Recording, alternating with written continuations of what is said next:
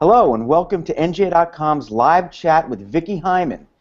Today we'll be talking about last night's first part of the Season 6 reunion of the Real Housewives of New Jersey.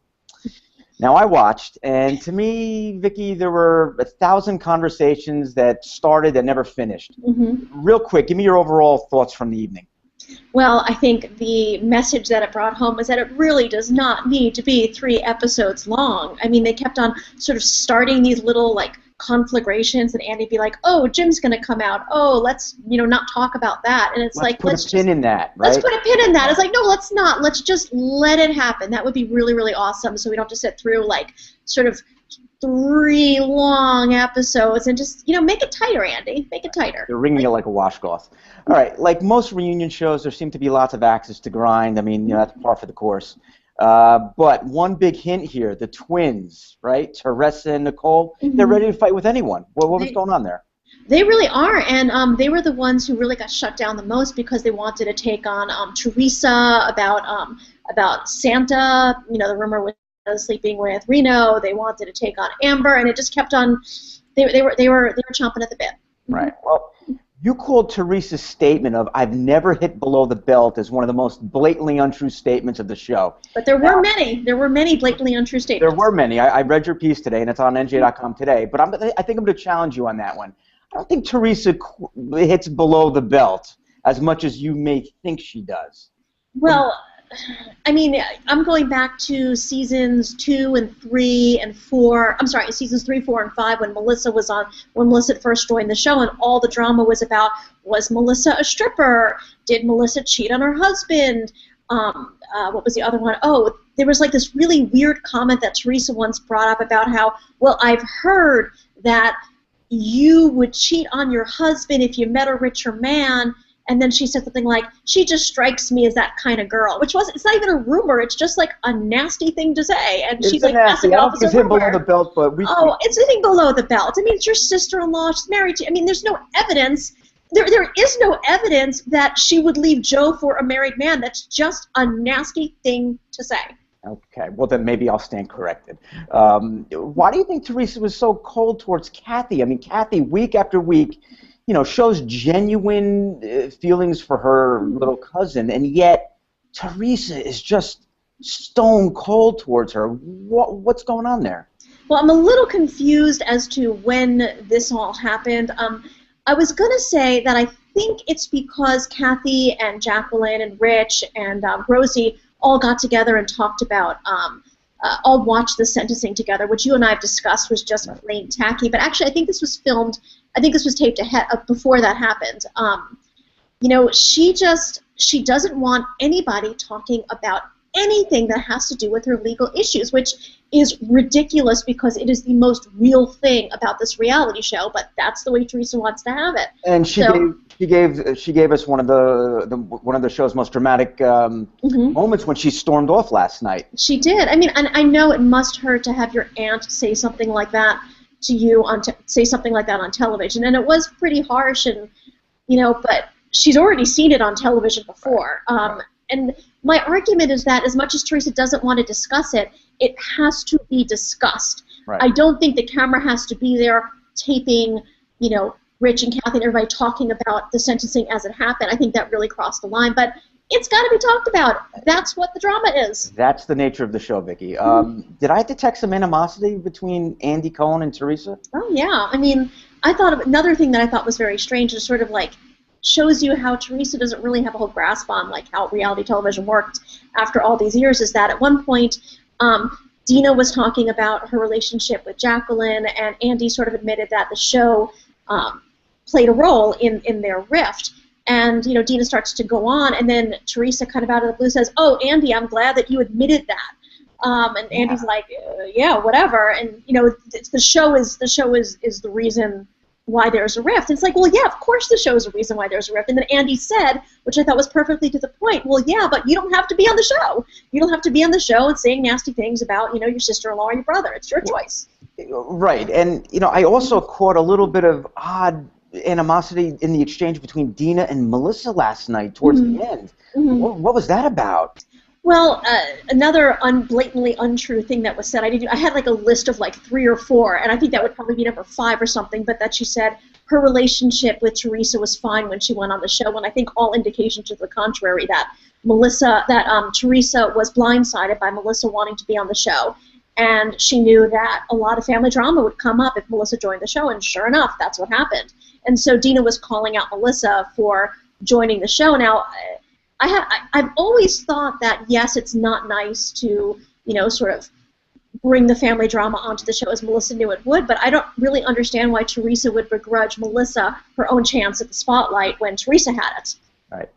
Well, NJ.com user Terminal Corruption had an experience last night, or an opinion similar probably to several others, and I quote, "Teresa's excitement over finding a penny on a public bathroom floor was perhaps the highlight of the Real Housewives of New Jersey season for me." Find a penny, pick it up. You can't write stuff like that in scripted comedies, right? I could not believe that was happening. Did Teresa not realize that she was still mic'd? It was just pure id. This is what it was like. They had a mic to her brain or something, and do you have a mint? Penny! It was the most bizarre thing ever, especially because they were interspersing it with what was going on at the reunion show at the same time. It was totally bizarre. And not to mention, moments before she was so angry, and then Penny completely distracted her. Yeah. Okay, real quick. Shiny things. Right. Let's give folks some context about why Dina Manzo has been estranged from the show for so long. I mean, when they were kind of getting into the weeds last night, I got to admit, you needed a scorecard to match the players. Especially when it came to how Dina felt about the rest of the Manzo clan. All right, real quick, give us the Cliff Notes version. It's actually really interesting. It's one of the feuds that really not a lot has come out online, but Teresa, Melissa, you sort of get the gist of it. I had actually totally forgotten that Jacqueline had called out Dina during the whole table flipping episode until they replayed a clip of it last night where Jacqueline yells at Dina something like, I'm tired of covering for you, and it's like, what is this all about? And we've never really gotten the full story, and Dina herself has given different reasons for why she left the show, and she kind of admitted it last night that she's trying to tamp down in the press what's going on between them, but apparently there is a nasty rift that goes a long way back between her and Jacqueline, and I really don't know what the source of it is other than, I guess maybe Jacqueline has spread rumors about Dina, but that maybe that's because of something else that had happened. I don't really know. Well, maybe some of that will come out in the next 2 weeks for part 2 and part 3. But I will say the best thing to come out of last night's reunion was that I learned a new word. Do you know what that word is? Could it be myrant? Myrant. What a great word. It was an awesome word. In my vocabulary as we speak. So I think actually going to be calling me a myrant, right? I might. And kudos, I'm 5 feet tall. Well, it was interesting. It was kudos to the twins, but then I'm not sure whether when Teresa said it, she really knew what she was getting at because she couldn't explain it. And Amber, who's married to the Myrant, had to explain it. It was so weird. Right, a perfect moment. Real quick, let's switch gears. On Friday, we published a post about Teresa's eldest daughter, Gia, and her girl group, 3KT. The group released what you referred to as a risque music video covering Britney Spears' circus. Now, commenters on NJ.com usually don't agree on much, but they were mostly in a line. Did they agree that it was Barack Obama's fault? It was Barack Obama's fault, and they, for the most part, used words like jaw-dropping and sexploitation, not to mention condemning Joe and Teresa. Now, I want to ask you, are they blowing this all out of proportion? What do you think? How do you feel about this? Well, I think, sadly, this is kind of the same sort of, choreography, to put it generously, that you see in a lot of dance crews these days. I mean, this is kind of like what kids, even kids who are younger than Gia is, Gia's 13, have been doing on stage at various talent competitions. I'm not saying it's all right. I'm not saying it's cool. But I think it's pretty typical of what you've seen out there. But I do think that it's pretty bad. Well, I mean, they had control over the timing of this. I don't know why, if she would put this out now. I mean, maybe she's just hoping to capitalize on the spotlight that is still on Teresa, that's still on her family at this point. But it just really struck people the wrong way on a number of levels, and that's the main level that I was like, why are you doing this now? It just kind of... I agree. Is the word tacky? Can I use it again? icky. I have a son, but I think if I had a little girl who's 13, I wouldn't feel comfortable with it. But you know, who knows? Finally, we're going to switch gears one more time. I'm watching the video. I'm like, right, you're watching the video, right? We're going to talk about Manzo with Children. Like several other Housewives fans, I found myself groaning when the show came on. Probably because the plots felt completely fabricated. From Albie's pinup girlfriend to Lauren's drama of the week to the road trip to Austin. But you know, that all said, one element made the show enjoyable, and his name is Chris Manzo. I mean, he's just like a Jimmy Kimmel in the making or something. I think I wrote in my original recap that I think the moment at the beginning of the show where he says previously on Manzo with Children, he does it in like a silly way, puts a rose in his mouth. It cracked me up every single time. I mean, not only that. I mean, every interaction he has with any member of the family, I find myself cracking up. The kid is funny, and I think we were talking about this earlier. You know, they gave Vinny from Jersey Shore his own talk show. Forget that. Give this kid his own talk show. Yes. Hilarious. So if anyone out there, if Bravo's watching, give Chris Manzo his own talk show.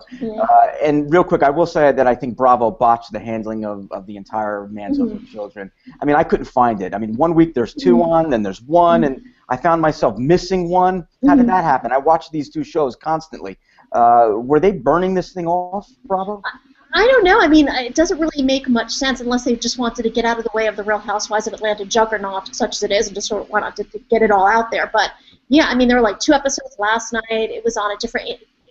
I had a hard time following it as well. Not that I really wanted to follow it, although I did find it. I watched almost all the episodes, and I started off like, and then I actually sort of got into it. Chris Manzo. I think my favorite moment was when Chris Manzo was reading out of Al Manzo's Cheese Diary, which please publish that book. I want that book. And then by the end, I was like, again. Well, you're going to let us know if there's another season. So stay tuned to NJ.com. I think that's all we have time for today. Vicki, as always, it has been a complete pleasure. And we'll see you online. Thank you.